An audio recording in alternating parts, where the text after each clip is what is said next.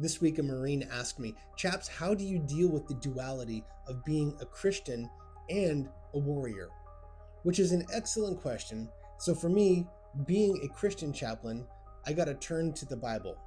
And there's a great story in the Gospel of Luke where John the Baptist is going around, he's baptizing people, and he's talking about righteousness and repentance.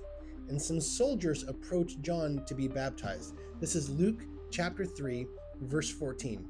Soldiers asked him, "And we, what shall we do?" And John said to them, "Do not extort money from anyone by threats or by false accusation, and be content with your wages." That's it. That's all John tells them. Basically, be a good dude and serve with integrity. He doesn't tell them that they have to quit the military. He doesn't tell them that they have to lay down their arms and go be peaceful non-combatants. He really just tells them, don't abuse your power and be good dudes.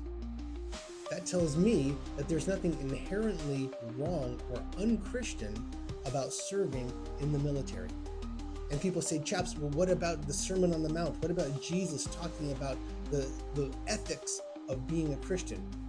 And that's a fair question. But if we look at the Sermon on the Mount, Jesus is talking about personal behavior, about how we interact with one another. And there are a lot of people who think that there is a difference between personal behavior versus community behavior.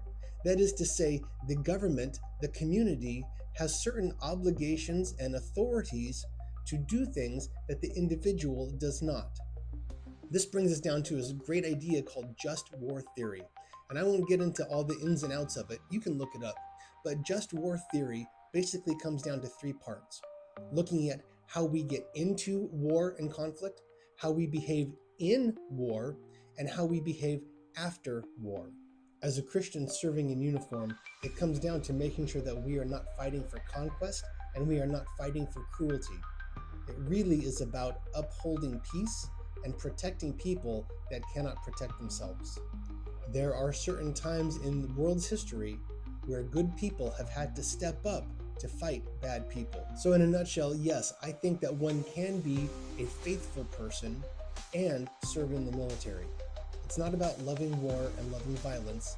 It is about loving our God and loving our neighbor enough to step up and protect them.